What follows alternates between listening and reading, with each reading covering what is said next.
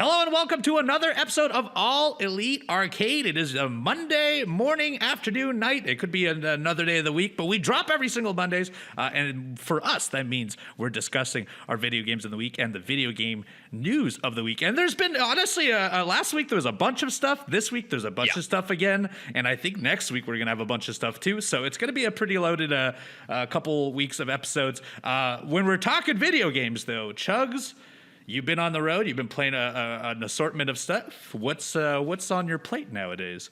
I have, yeah. And Uno, like you said, June has been just a wild month in the world of gaming. I feel like we're going to have so much news to talk about the rest of this month and the rest of the summer. It's shaping up to be just an incredible gaming summer, that's for sure. But as far as the games that I've played, unfortunately, I feel like I've been saying this the past couple of weeks, but I've not gamed near as much as I would have liked to. I've been traveling like a madman, Mexico, all across the country with AEW, which has been an absolute blast. But again, I've not gotten to game as much as I would have liked. But of course, there is never a week that goes by where I don't get some gaming in. And of course, I'm starting things off with Pokemon trading card game Pocket. Again, really enjoying that game. I feel like a broken record that I continue to talk about this game, but once again, it's part of my morning routine every single morning, so I feel like I have to mention it. Loving the battle systems, loving making custom decks, loving collecting all the new exclusive cards and things like that. So yeah, just having an absolute blast with that mobile game. It's the most fun I've had with a game on mobile, I think, in a really long time. But in regards to the other games that I've been playing, of course, everyone knows that I've been working on Nine Souls, the incredibly awesome and incredibly challenging Metroidvania, and I have been playing this game nonstop when it comes to flights. I'm either sleeping on a flight or I'm playing Nine Souls. So the little bit that I was flying this week and getting to play, I've almost come to terms, Uno, and I've accepted the fact that this is going to be a marathon and not a sprint for me. Is, again, the final boss in Nine Souls is incredibly challenging, but I am improving. I have not beaten the boss yet, and I've not tried near as much as I would have liked, but I've gotten to a point now where I've perfected the first phase. Like, I can do the entire first phase without getting hit, and the second phase, I'm almost there at fully perfecting it. So I'm getting closer and closer. There's a third and final phase that is going to take me so long to learn. Again, this is such a challenging final boss, but I'm slowly but surely getting there. I feel like in the next week or two, as long as I really put my nose to the ground and focus on beating Nine Souls, I feel like I'm going to be able to say that I beat it and beat the final boss here in the next couple of weeks. So once again, Nine Souls is absolutely incredible. Also had the chance to put a lot more time into Mario Kart World on the brand new Nintendo Switch 2. I've been playing that a lot with my brother. And I will say, of course, the Grand Prix are amazing. The new stages are amazing. I love the free roam. I love all the different skins and cars that you can unlock, the different emblems and things like that.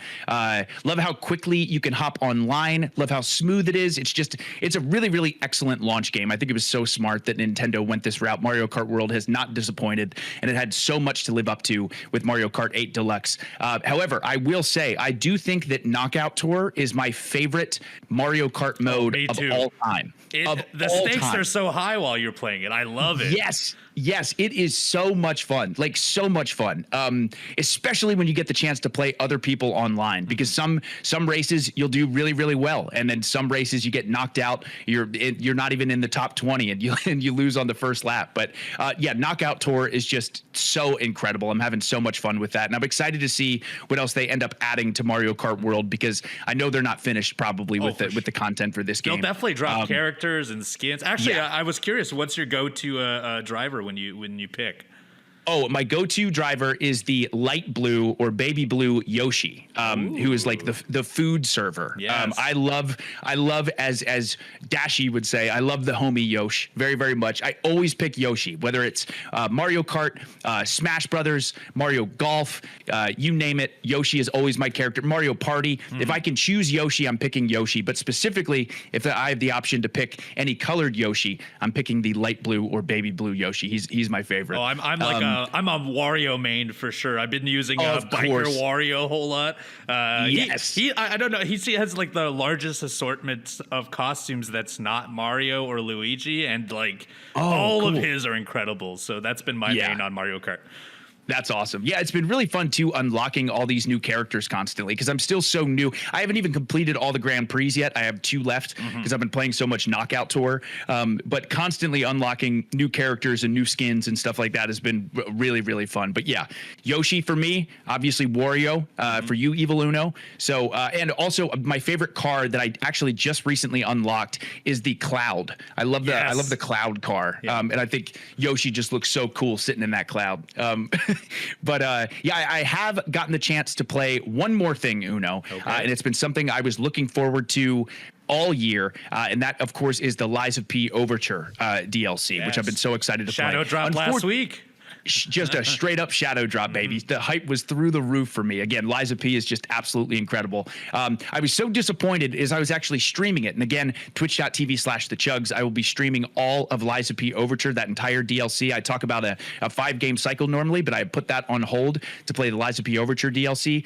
I did start it, and I only got to play it for like an hour and a half because my air conditioning broke. So I had to like end the stream early. Again, I just got a new puppy, so I have to make sure that she's nice and cool. Also, I run hot, so I have to make sure I'm nice and cool going into the summer. So didn't get to play it as much as I would have liked, but I did start it. And man, first of all, I love a good snow area or snow level in a video game. So the snow area in Liza P Overture is beautiful, absolutely gorgeous. As I'm getting reacclimated to this game, I'm realizing how challenging this is going to be. So again, I am so early into the game where I've gotten to the point where I got to my second Stargazer, and then you go through and you fight all these mobs of enemies. Then at the very end, there's this like elite enemy. He's not like a boss, but he's almost like a mini boss. And he's killed me 3 times. And then unfortunately I had to wrap up the stream, but I can tell this is going to be very, very, very challenging. There's a new status ailment called freeze, which is just absolutely destructive. Not only if you get frozen, not only do you constantly lose health, but your stamina regens slower and your attack speed is slower. Like it absolutely crushes you if you get this freeze status effect. So definitely make sure you don't want to get that done to you. But yeah, I will definitely have a lot more to say about the Liza P Overture DLC as I continue it further and further. Again, I've heard nothing but incredible things about this DLC. It is very, very hard, but as I get back into the swing of things, I'm going to have so much fun with this DLC. I'll have a lot more to say next week, that's for sure. But yeah, that's been about it for me this week, Uno. Oh, well, me on my end, I've also played a whole bunch of stuff. You know, here's the thing. Every time we claim we haven't played as much as we wanted, we're both still actively playing 4 or 5 games simultaneously. Exactly. Yes. Just not as much as we would like to. Me, on the other hand, I played an ample amount of things, but thankfully I played a lot of the same games. So, I talked about Deltarune last week, starting it on my Switch 2. I've now completed the 4 chapters of Deltarune. So, how is it? How is it, man? It's incredible. I don't know where it's going to rank to Undertale quite yet because there are still 3 chapters left. And a little spoiler for the end of the game. It's not a story spoiler, but the next chapter will come out next year. So we're not going to wait very, very long for chapter 5. Yes. The chapter 4 ends with pretty much saying next chapter next year. But the thing I've enjoyed, and I talked about the music, I talked about everything. I think what's incredible about Deltarune is that it is adjacent to his previous game, Undertale, Toby Fox's previous game, Undertale, in so many ways that you're almost... It's funny. Undertale's one of those weird properties where the fandom of it is so ingrained with what the game is that if you made a game afterwards, you kind of have no choice for it to be Undertale 2 or something similar because people would be mad. And he found a perfect way of making Deltarune where it is adjacent to Undertale. It has a lot of the same mechanics. It has a lot of the same art pieces. And as you are gradually playing through this game, it has direct and indirect nods to Undertale's and same themes where it is very possible it is connected. That's up to discussion still. I think it's connected, but like it to be seen.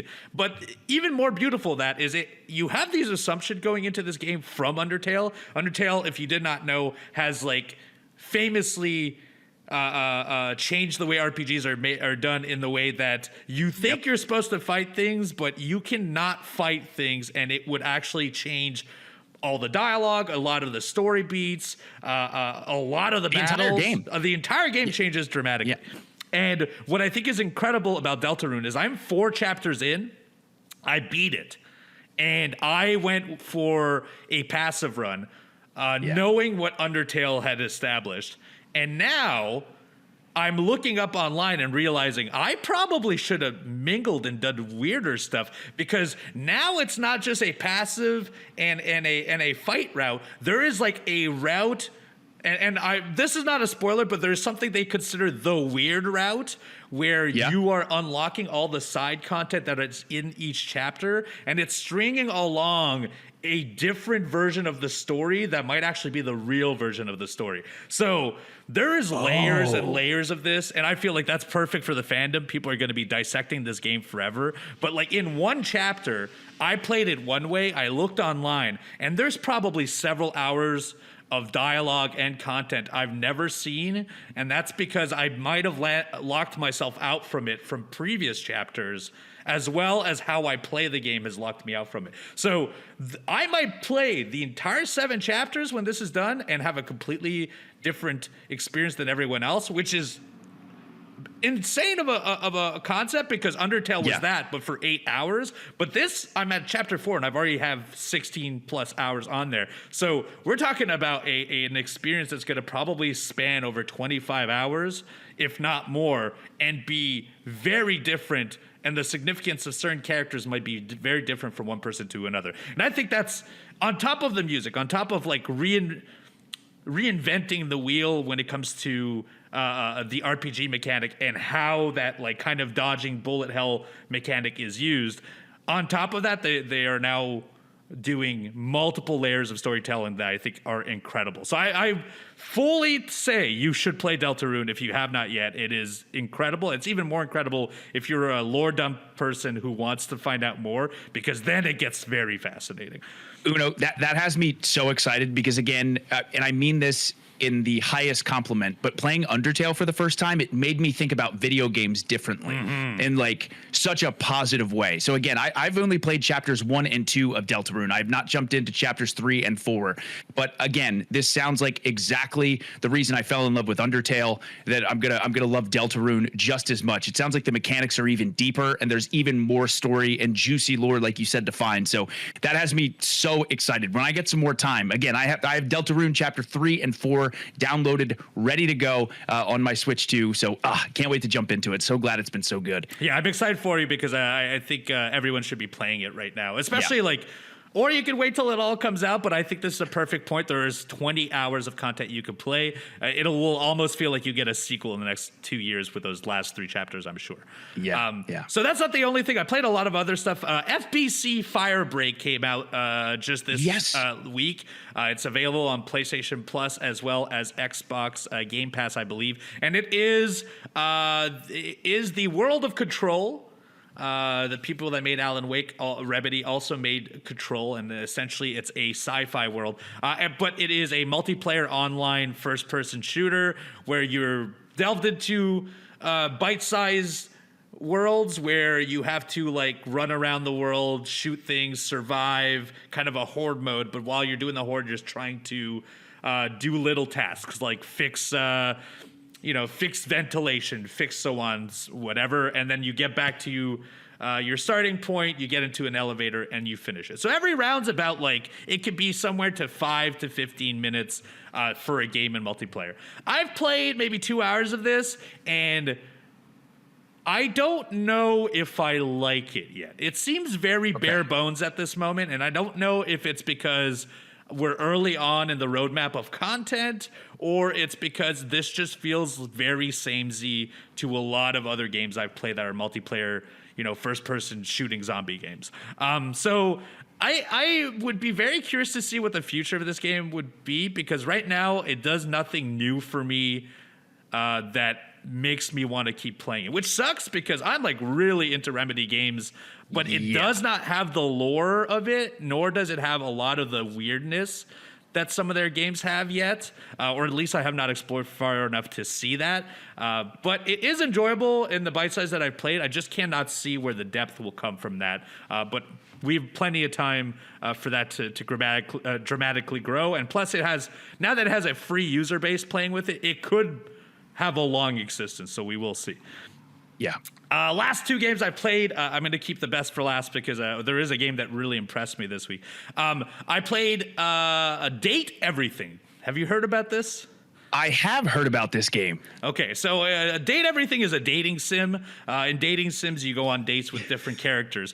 In Date Everything, you are landlocked in your house, and the concept is that you have this new like AR glasses. And these AR glasses make it possible for you to date things in your house. And what I mean by things is that, like, as you're walking around the house, if I see a piece of paper on the floor, I shoot my radar goo at it. Terrible use of goo, but here we are, radar goo at it, and it initiates what that paper's like avatar would look like. And now I am now dating the piece of paper. I don't know. It's weird. It's obviously a very weird game. I've went on a lot of weird dates. It will go to some very adult situations. And so if that is what you were looking for, Date Everything has those.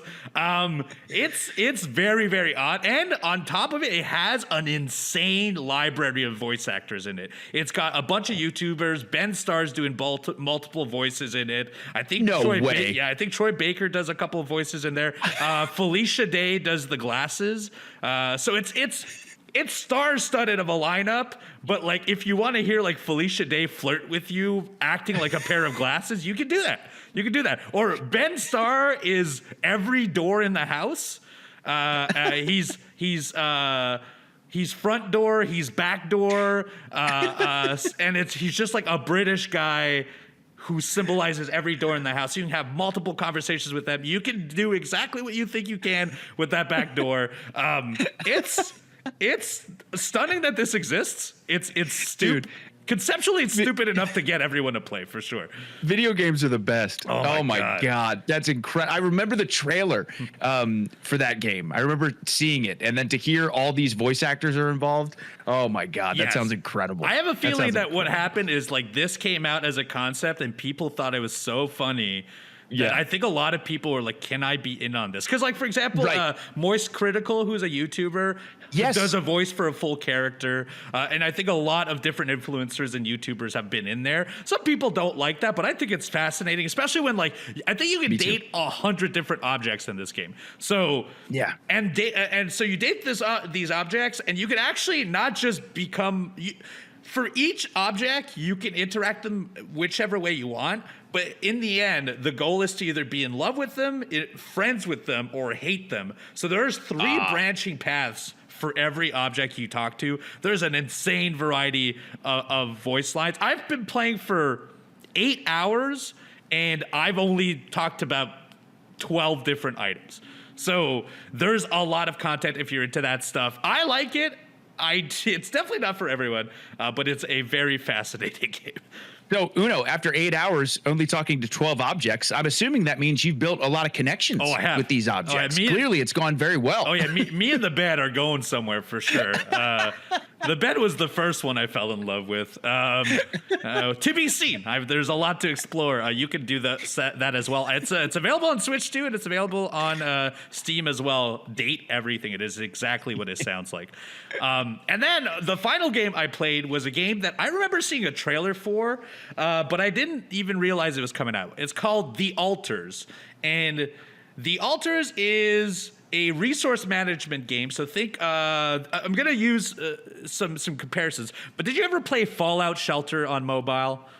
I know exactly what you're talking about, but no, I have not played that. So Fallout Shelter is like a base management sim where you start off with like a couple characters and a couple rooms, and you essentially go grab resources, you build new rooms. Those rooms have like, so for example, if you start off with a dormitory where people sleep and you have your communication room and whatever, you might build like an infirmary to make sure that like if there's people that need healing, that gets done, so on and so forth. But so that at its base is what it is. When you exit that base mode, you are then in a third-person alien sci-fi world where you have to navigate around, and it feels a lot like Death Stranding, where you are walking and navigating through terrain. You are finding resources. You are then bringing it back to reinvest it. I typically hate these type of games. I'm not hate is too strong of a word, but it's just not something that fascinates me.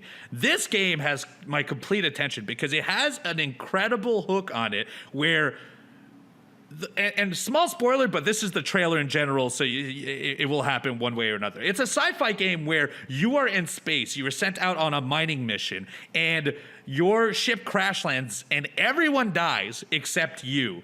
And so it's impossible for you to leave. So you could communicate back to the Earth, and the Earth is like, well, you are in there with a quantum computer. There's one thing you could do, and that's clone yourself.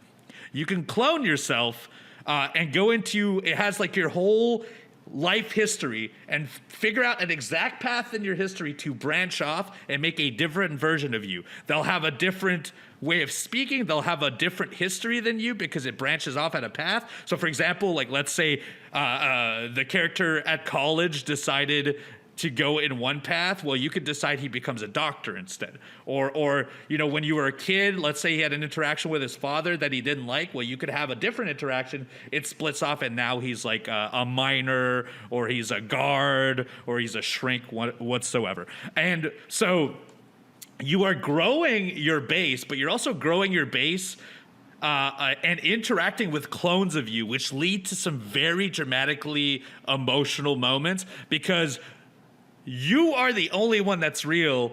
The clones never existed before, but they have full thoughts of existing in their brains. And so now you have to come to terms with like, am I the real one? Are they the real one? What are we going to do if we make it back to Earth? Because now there's several of us. It's honestly, it's fascinating that this is going under the radar. I'm super impressed. I've played 20 plus hours of this. This is how much I've been addicted to it. Beautiful. Yes, I'm several journeys in because essentially the way it works is you get to a location, you scan the entire location, you mine for things, you build new rooms in hopes of escaping that location to a next location before the sun essentially rotates around this planet and burns you to death. So you're kind of traveling over this planet to eventually get rescued. And I've been invested in the resource management stuff. I've been invested in the actual base building stuff, but the most invested I am is just the relationship building with your clones, which I think is incredible. There's a bunch of like dialogue trees. There's a bunch of decisions, and the decisions make dramatic changes, and even changes where your run might fail entirely, but because you can splice to a previous version of yourself in the memory, it branches off into another timeline, and you can now explore that timeline. And the type of clone you decide on will change your story. So, for example, I started off and it was like me. I believe I have a technician clone, and then I had like a worker clone. But if I had chosen a different path, they would interact with each other. They, maybe they revolt. Maybe, one of them goes crazy, kills the whole crew. There's all kinds of ways they could branch out. And so I'm very fascinated because this is like another budget game, kind of like Expedition 33, that is not a full AAA game, but it is doing incredible review numbers, and it's really, really a game I've been thinking about on my day-to-day, and I'm so addicted. If you have not been playing The Alters, it's actually available on everything except Switch 2. Go give it a shot. I have been so impressed for a game that I hear very little about currently right now, and I've been enjoying it so much that all I care about doing is figuring out what the end of the story is, because I'm now at that point where it's branched off in several ways, and I want to know, okay, how many ways can I make this go? This is the most excited I've heard you about a game since Blueprint. Yes, You seem actually, really into it. I got to check this out, man. Okay, bold claim. Everyone wants Expedition 33 to be the game of the year. I've actually enjoyed this more than Expedition 33. Wow, really? Yeah, but I think this plays more into the stuff I'm into. I feel Sure, like of course. the story feels. I feel there's more to explore with that story, whereas Expedition 33 is built in like a complete fantasy, whereas this is built in a world that like, oh yeah, this could like, it couldn't happen, but also simultaneously there is some truth to what would you do in this situation? So I'm very fascinated on where it's going to go. I'm not bad mouthing Expedition 33. Still a great game. Still a great game. But right now, if I had to build a list, this actually would topple it by a margin. But it is, and you are right. This is the most excited I've been for a game since Blueprints. I cannot wait to go back and play it. That's awesome. That's awesome. That's it I played for this week. I hope you will let us know on youtube.com/awgames what you have been playing this week, because so much has come out in the last weeks. I know we've missed out on a ton of stuff, and we're actually going to be talking about some of the stuff right after this.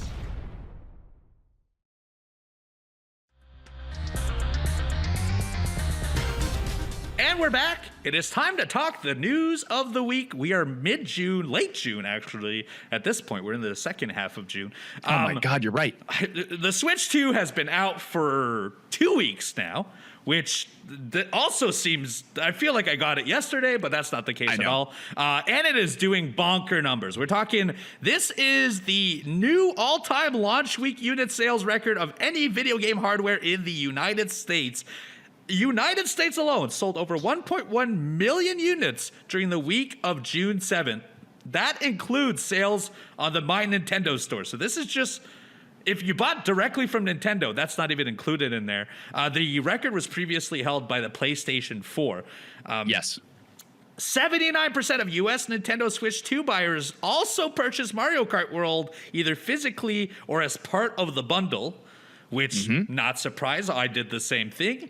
100% makes total sense. Of course. And currently the top 3 Switch 2 physical games to be sold were, of course, Mario Kart World, and then instantly followed by Cyberpunk 2077 and The Legend of Zelda Tears of the Kingdom. So games that are not brand new, but first time you can play Cyberpunk on a Switch or Nintendo console, and Tears of the Kingdom has a huge update on it.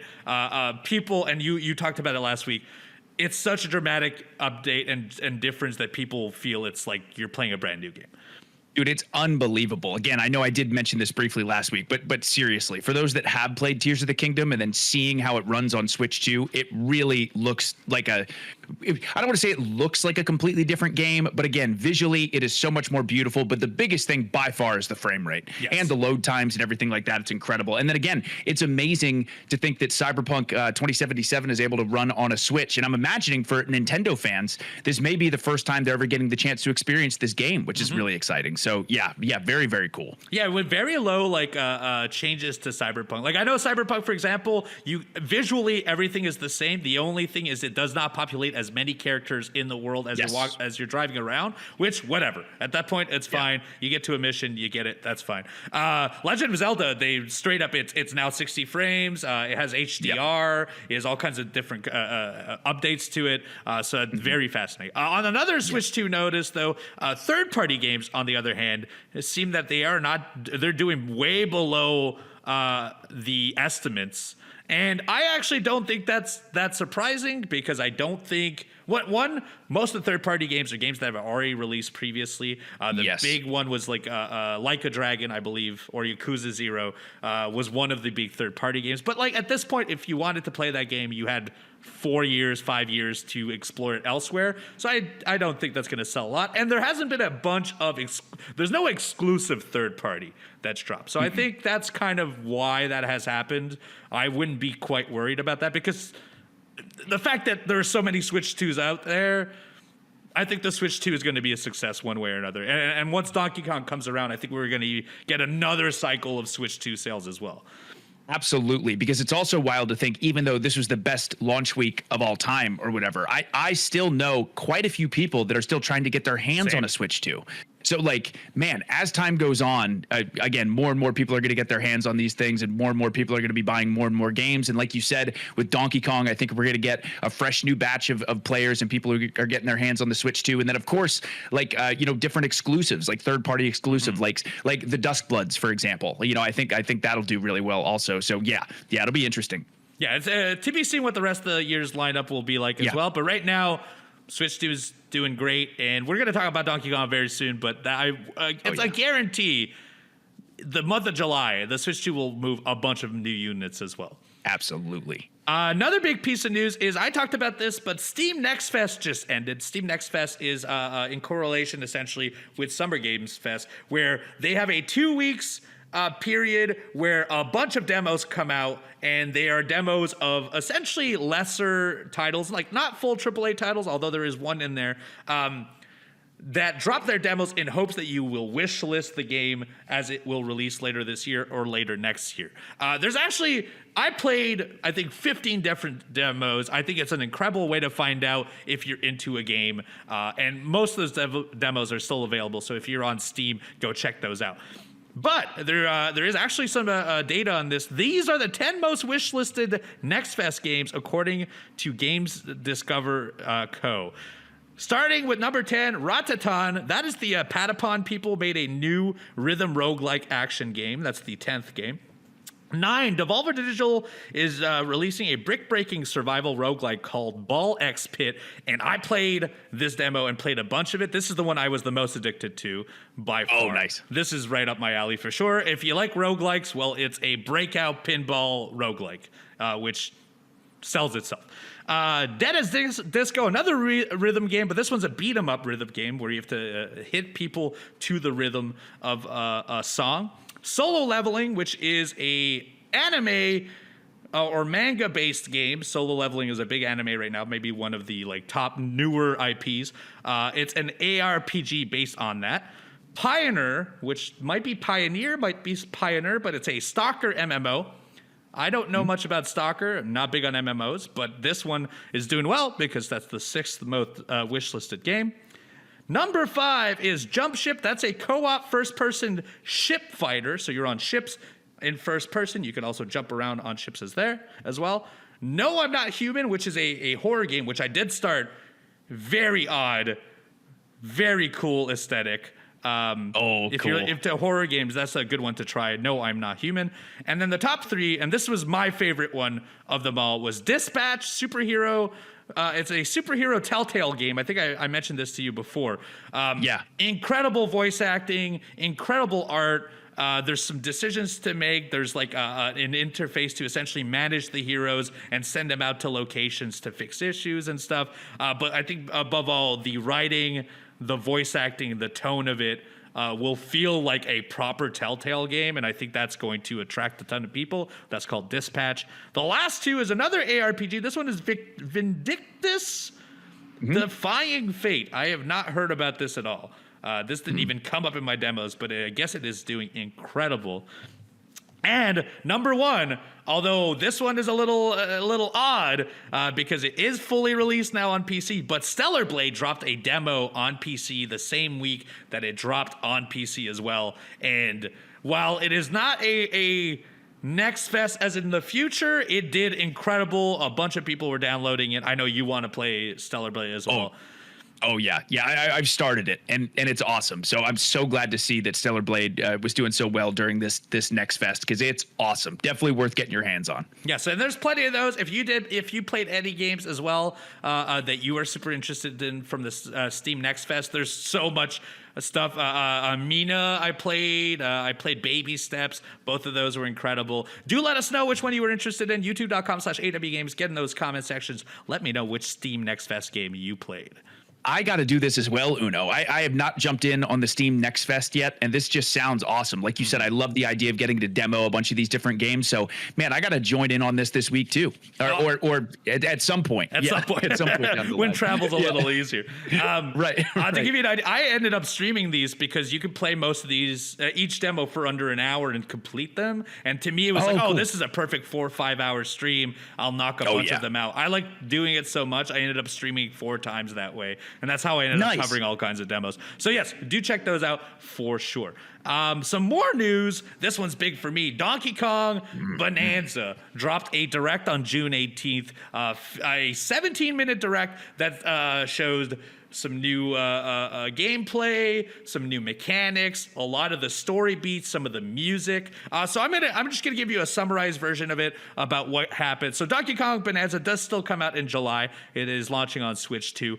The big notice from this is that you actually are not just Donkey Kong. You have a secondary character that is on you called Pauline, and that's right. That's the same Pauline from Super Mario Odyssey, which there's all kinds of lore dumps about how the hell is that going to make sense. We can discuss that another time. I know a lot of people are mad about it. But it's a teenager Pauline that Donkey Kong is navigating the world with, and essentially you are going deeper and deeper into the earth on this planet. It is not Earth itself, but you're going deeper and deeper. Each layer deep is a different world, so essentially an overworld that you can dig through. You're trying to get Pauline to a specific destination, and while you are Donkey Kong, you can like rip off pieces of the wall, you can dig downwards, you can smash things. It's very destructive. Pauline, on the other hand, is a singer, and her singing can affect certain items in the map. And so one of the big things they announced is there's actual co-op in this game where you can play as Donkey Kong and a secondary player can play as Pauline. And the way it works, I think, is very similar to Super Mario Galaxy, where the second person was able to shoot at things in the map, like acquire the coins or the star pieces that would drop down, and then you can feed those star pieces to things to create some kinds of explosions and so on and so forth. I believe that is how the mechanic will be used on this one. You could be the secondary character like that. But they also announced that you could actually share your game to any console in the house. So, for example, if you have a Switch 2, you can have essentially a LAN party, and let's say we're both in the same room. I own Donkey Kong, you do not, and you don't even own a Switch 2, you own a Switch 1. That doesn't matter because I'm able to send the game to you, and you can play secondary on your Switch, which I think is very, very cool. neat. That's very, very neat for sure. Unbelievably cool. Another thing they showed mechanic-wise was that Donkey Kong will have essentially transformations. Donkey Kong is capable of turning into other animals. I think Donkey Kong is pretty much synonymous with riding, let's say, a rhinoceros, so on and so forth. In this one, you can acquire unique items or unique currencies that make you turn into specific beings. You can become a zebra and run fast. You can become an ostrich and fly, which, by the way, that's not what ostriches do, but that's okay. We'll accept it. You can become a giant gorilla, so even bigger than a monkey. You can be a big hulking one that makes you stronger. And so these are the mechanics. And you can also, they showed a traversal. You can switch forms in between doing it. So you could start flying to switch over to running, to switch over to whatever, to get to those like hard to grab spots. Overall, this looks great. The music looked incredible. It looks to be a lot of remixes of old Donkey Kong songs. I cannot wait to play this. Comes out in July. Yeah, I know that Mario Kart World, again, incredible launch title, absolutely loving the game. But for me, this is the most hyped I am as far as like, I know it's coming out a month later or whatever, but to me, this feels like the ultimate launch title for the Switch 2. I've been so excited for a new Donkey Kong. This looks incredible. I can't wait till July gets here. I have a feeling they probably would have made it a launch title if they could, and just like putting a month after was the best they could probably come up with. And truthfully, I think it works out. Mario Kart will sell that first month of games. Next month, we'll be talking about Donkey Kong. And if we're lucky, we'll be talking about other games right after that, which we will discuss a little later. Other stuff, I'll get through this real quick here, but bad news for you, Chugs. Bungie's Marathon reboot, which was plagued with all kinds of issues because a fan ended up finding out that some of his art was in the video game. Somebody used his art as posters in the video game, which led to all kinds of backlash towards Bungie. Well, it would seem that the fan feedback was so passionate that they have delayed the game indefinitely to make sure that it will be good and also does not feature stolen art. Yeah. Bummer. Real bummer. It's a bummer, but also probably the right thing to do. So let's hope. Absolutely. Let's hope the future of Marathon is a good one. Yeah. Elden Ring Night Rain already out. Obviously, a bunch of people playing it. An extremely difficult experience. Well, a free update will be coming out, and they're going to be remixing bosses. So new stats, new weaponry, new attacks. Very interesting. And that comes out very, very soon as well. Yeah. And then the final news also for you, Chugs, that I'm very excited for, because it means next week we're going to be talking about it. Next week, Capcom is dropping a showcase on Resident Evil Requiem, Pragmata, and way more. We already know that, we're both going to play Resident Evil. It's a guarantee. Of course. But I want to see more about it because they only dropped essentially a little story trailer. And then Pragmata, very interested in the fact that Capcom's doing a new IP. I cannot wait to hear more about it. Yeah, absolutely. So again, I'm so excited for this Capcom showcase. Of course, I'm going to play Resident Evil Requiem. You are. I think the whole world is. Everyone's hyped for Resident Evil 9 or Resident Evil Requiem. But I am so excited for people to see more of Pragmata because once again, I had my hands on this game. Such a cool concept. So many cool ideas. I'm really, really excited for the world to see more of Pragmata because I do think this is going to be a sleeper hit of 2025. I am so excited for people to get their hands on this game. So yeah, very excited for this Capcom showcase. Very excited. Yeah, you were talking about last week about how there's like a puzzle mechanic on how to effectively like use your spells and stuff. You have to like solve puzzles to use an ability. So it feels like the perfect middle ground for both you and me. We're both going to have so much enjoyment out of this. It's not too much puzzle, but it's enough puzzle for me to enjoy. And I think for you, it's going to be just enough puzzle for you to enjoy. Itch for sure. Being the puzzle master that you are. That is it for the news for this week. If you think we missed anything that we should have discussed, let us know in the comments down below. YouTube.com/AWGames. We'll talk about it next week. But the show is not done because, of course, our favorite segment of the show comes up right after this.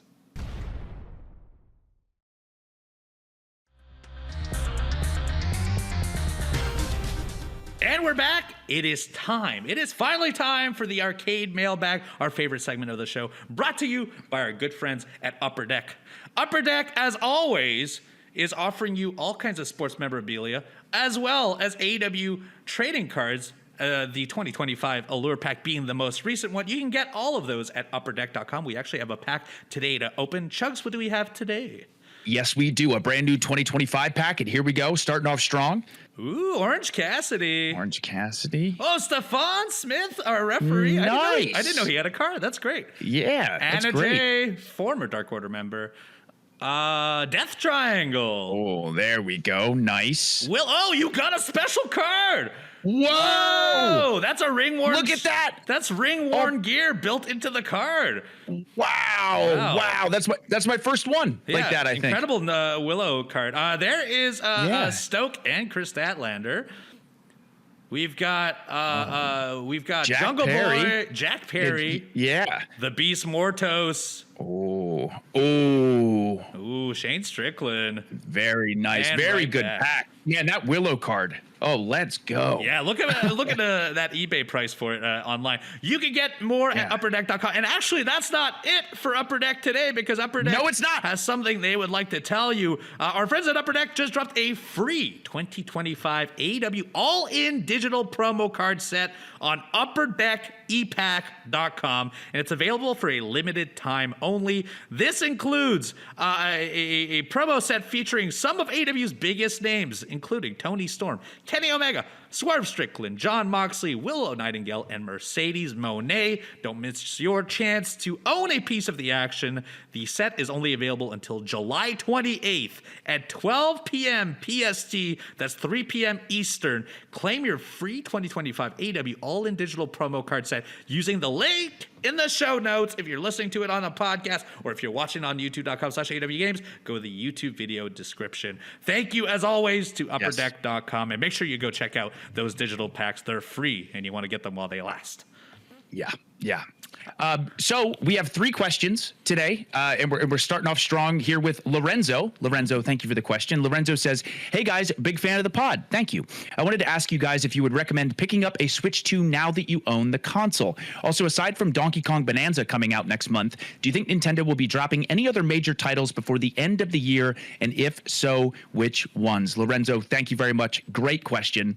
And in regards to recommending picking up a Switch 2 now, I think absolutely.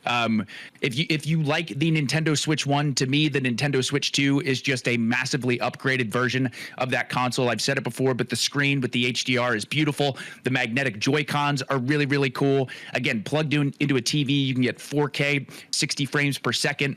It's a really, really awesome, incredible upgrade to the Switch 1, a premium upgrade in a lot of ways. And in addition to Mario Kart World and Donkey Kong Bananza coming out next month, I absolutely think Nintendo is going to release some new titles. I think we're going to get Metroid Prime 4 by the end of the year. At least I'm really, really hoping. Of course, I say this all the time. I think we're going to get Silksong before the end of the year as well. You can only assume, right? We can only assume.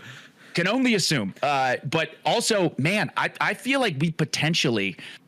God, this may be a hot take, but I feel like we could potentially get a new Mario this year too, that they may be working on. I mean, I don't know, but I think definitely Metroid Prime 4. I think Nintendo is going to be cooking up some really, really awesome releases going into the 2025 holiday season for sure. So, but yes, absolutely worth it to pick up a Switch 2 in my opinion, and I think we got a lot of titles to be excited about coming out this year. So on my end, I absolutely reflect most of what you said. I think it's an incredible console, and everything about it is better than a Switch. I am very happy I picked one up. But if money is tight, I actually think you can wait a little bit. You can wait at least a month because unless you're interested in Mario Kart World, there's not an immense of new stuff for you to play on Switch 2 that's exclusive to Switch 2. But once that Donkey Kong game comes out, I think it's almost a guarantee you'll want to get one of these, because I think July onwards, there's no way Nintendo isn't dropping another big game. I think Donkey Kong is a strong game, but I don't think it's a strong enough game to go all the way through into the holidays. So I think much like Chugs, I think Metroid, Silksong, both will be playable. Unless Silksong is exclusive to the ROG Ally, I doubt that. That doesn't seem like the case. Hollow Knight dropped on everything almost simultaneously when it initially dropped. So I think Silksong will be playable on Switch 2, and that's where I'm going to be playing it. Yep, me too. Me too. That's right now it's my favorite console. We'll see if the ROG Ally is any better. But I also think they're going to drop another one. I don't know if we're getting Mario just yet. I bet you we'll get that next year early, probably in spring. Yeah.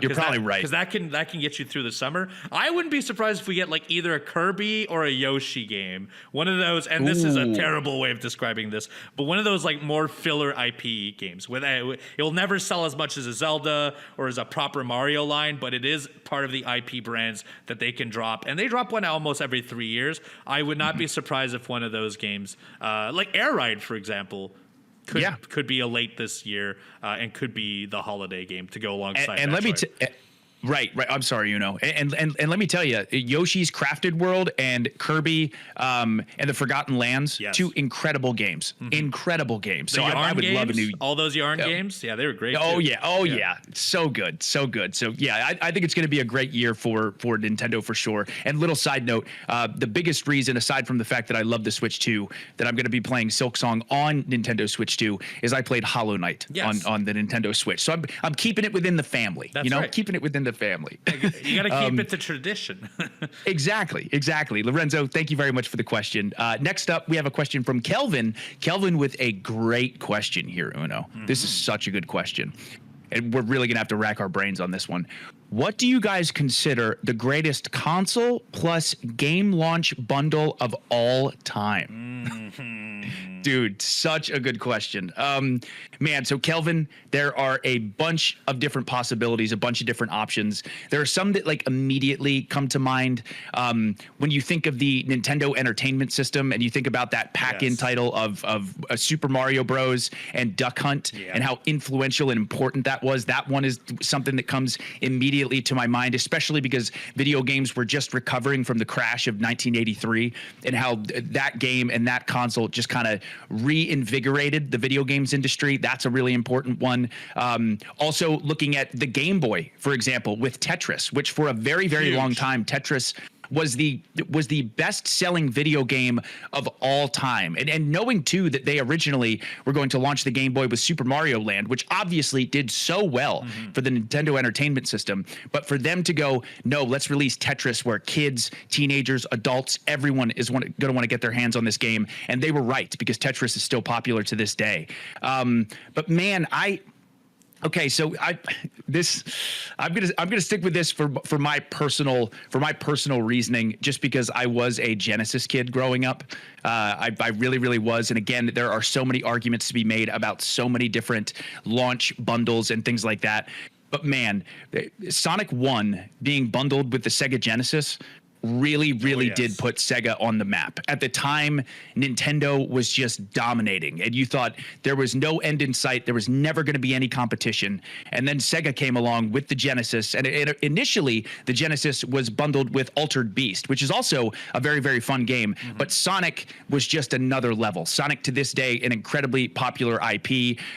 My first video game mascot, I knew about Sonic before I knew about Mario. So I think Sonic being packaged in with the Sega Genesis was huge, and that really put them in the hunt as far as competition goes against Nintendo. So, man, again, so many amazing possibilities. I feel strongly about everything that I just mentioned, but if I had to pick, for me personally, I'm going to go Sonic 1 with the Sega Genesis. That's honestly a very, very good choice. I would, there's some of yours that I definitely would reflect. I think Game Boy and NES, Sure. NES especially, huge. I think is huge. Yes. You get a double game, you get a light gun game, and you get Mario, which is one of the greatest games to ever be created. But I would like to give a couple shout outs to some of the newer stuff as well. Because PS5 had Astro's Playroom, which incredible. Not only an incredible game that led on to becoming a standalone incredible sequel, but it was a perfect way to demonstrate everything you could do with that controller. I think that's an incredible game. I also think You're right. The Wii coming in packaged with Wii Sports is, of course, 100% why so many people own the Wii. That's one of the greatest launch titles of all time. And truthfully, if somebody said this is by far the best, I would say, okay, it's each to their own, but I completely understand that argument. But, and this is strictly because it's one of my favorite games of all time and one of my favorite consoles of all time, but I think Super Nintendo coming out with Super Mario World together. Yeah. Well, I don't think maybe it was revolutionary at the time because you went from Nintendo to Super NES, but that is one of the best games that both you and I will revisit every single year. I don't know a person who plays that game and says it's bad. I also don't know a single person that thinks the Super NES is bad. It is one of the perfect packages of both a console and video game. I don't know if it's as influential as a lot of the other ones. I think the NES and the Wii and the Genesis had incredible pulls. Genesis became the bad boy of video games at the time and became like its brand and icon with Sonic. NES had the Duck Hunt and Mario and essentially started the boom of video games now. And of course, everyone's grandmother owned a Wii at this point because of Wii Sports. But to me, my personal favorite, and that is strictly on the value of both the console and the video game, is Super Mario World. Sure. Man, again, great answers. Completely agree too. And there's so many arguments to be made. But Kelvin, what an awesome question. That was such a good question. And last but not least, we have a question from Henry. Henry, thank you very much. Henry says, hey, Uno and Chugs, I've never been into roguelikes, actually kind of despised them, but Elden Ring Night Rain has me hooked. Has a game ever flipped your opinion on a genre you usually avoid? What made it click? Another amazing question, Henry. So there are two games that immediately come to mind, and I know I've maybe briefly mentioned this on this podcast before, but number one, when I first got really obsessed and really passionately into video games was in 2015. Again, Halo was the catalyst for me being so invested and passionate about video games. But as I was getting into different genres of gaming, one genre that was really intimidating to me, and I wasn't sure if I was going to like it, was the open world game. I remember playing Fallout 4 for the first time and being so overwhelmed, wanting to pick everything up, not knowing where to go, not knowing if I should do side quests or main missions. It was just overwhelming because that was such a new experience for me where I thought maybe I just prefer linear earlier games. Then I played The Witcher 3 Wild Hunt, and it changed my entire perspective on the open world game and the open world genre. Again, once I became more comfortable with enjoying the ride and enjoying the journey of exploring this vast world and collecting different things and talking to different NPCs or doing different side quests and getting weapons and armor and stuff like that, I was so invested and wanted to live in this open world. So The Witcher 3 was a game that showed me how absolutely incredible open world games could be. And then the second one, a game I talk about all the time, that being Hollow Knight, was what got me into Metroidvanias. Same type of thing, where I remember playing a Metroidvania and not being too sure where to go, what to do, what to collect. I was lost all the time, and it wasn't really clicking with me. And in the beginning of Hollow Knight, that's how I was as well. I was like, I don't know where to go. I'm getting destroyed. I keep forgetting where I'm at. But then once that moment clicked for me with Hollow Knight, Metroidvanias became one of my all-time favorite genres, where now anytime a new Metroidvania comes out, I have my eyes on it just because of the experience that I had with Hollow Knight. So I'm going to say Witcher 3 as far as open world games go, and then Hollow Knight as far as Metroidvanias go. Great question. I actually have two, and one of them is a little cop-out, but because I talked about it earlier, but the Altars that I talked about, I've been playing for 20 hours now, and that I talked so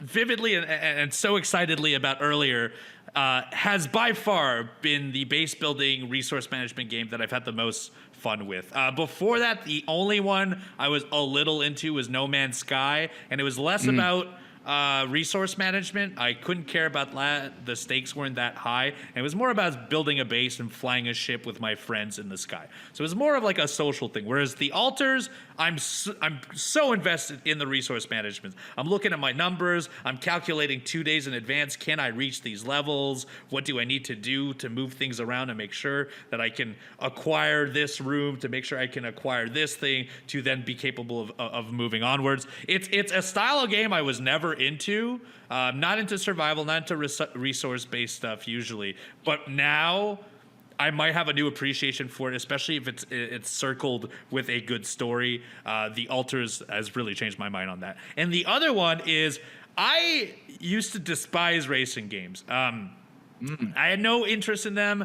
Gran Turismo, for example, was okay. I could see the appeal when I was on PS1 and thinking like, okay, yeah, sure, the racing's cool. Any racing game that came out, I had no. If it didn't have vehicles with guns like Twisted Metal, Mario Kart, which unfortunately I think falls in that line. Mario Kart's cool mostly because I could throw a shell at you. If it was just racing, I wouldn't care.